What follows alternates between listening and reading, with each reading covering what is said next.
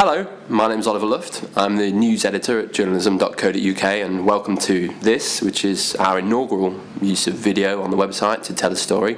We're going to take a very quick look at CNET Networks UK. They've just moved into a brand new HQ in South London, and as part of the move they've developed a video studio and hired a lot of video staff to really bring on and develop their offerings video-wise on the net. So what is it that CNET Networks publish in the UK? Well, they have business titles like this one, Silicon, and this, ZDNet, and a stable of consumer titles, cnet.co.uk for technology news, and GameSpot for avid gamers. We started looking for somewhere to relocate the company. It was central to our thinking that we would actually invest in some kind of bespoke broadcast standard HD studios, and the reason for that is because we've seen creating our own original video content explode over the last 3 or 4 years, to the point where now we do somewhere between 2.5 to 3 million streams from our brands each month. And so we absolutely wanted to continue on our growth and development path in terms of video. And so instead of actually having a makeshift studio that was an office, we've now got something that's absolutely bespoke with a full array of HD equipment. So this is the new studio, £150,000 worth.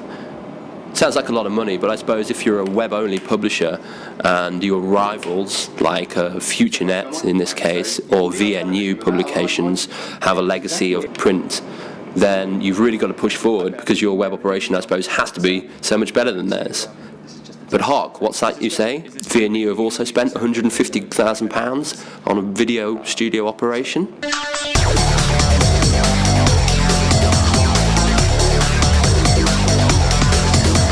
So this is VNU Studio, and similarly to CNET, they produce business and consumer news websites. So are we going to see a host of replicated content from them? What kind of programming can we expect? As part of their effort to ramp up video across their sites, VNU are creating original content for brands like Computing TV and Accountancy Age, and they're mixing it with content supplied by Roo Media. Now, some of the content that Roo Media supplies has come in for some criticism, because do you really want to read world news or see world news videos when you're on a technology news website? Here's a guy from VNU to explain a little bit more about what their plans are. Well, we've got some great programming plans for this year.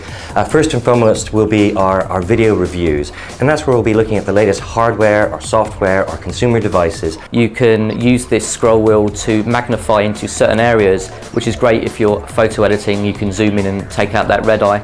So VNU Consumer is going to focus on reviews. I went to visit VNU last month. They told me they're also going to do panel discussions and interviews, but it's all quite similar, it's all quite staid, and it all seems to be in the studio environment. Now, is CNET's offering going to be any different?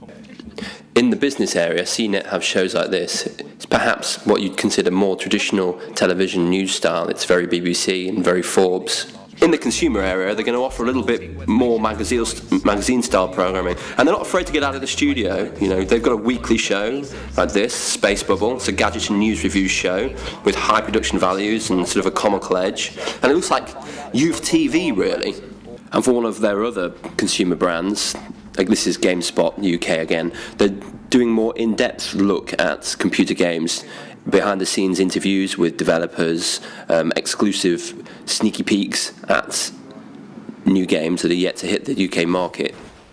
Right from our business brands through to our consumer brands, we're dealing with it could be an interview or a panel discussion that's very business-led.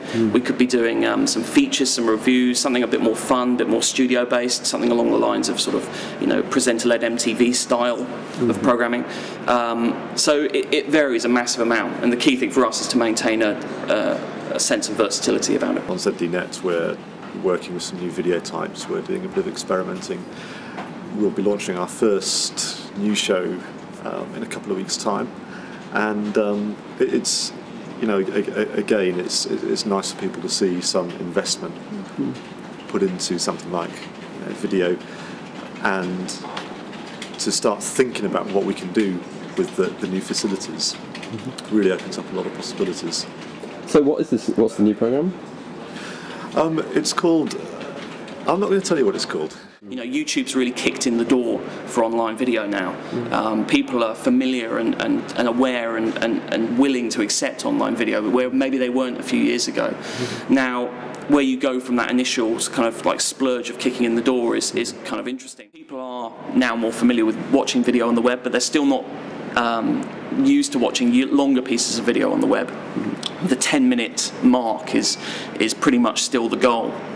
And so most of our video content we try and keep to around the 5-minute mark as a separate piece of content.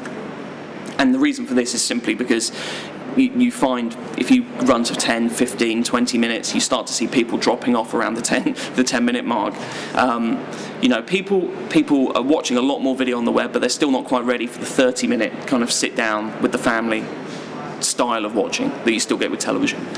Hello again. It seems it's quite exciting times ahead for those that make news video on the web, and I'm sure in a year or so's time you'll see a whole host of publishers and newspapers doing similar things and expanding their video content. Just wonder, what do the TV stations think? See you next week.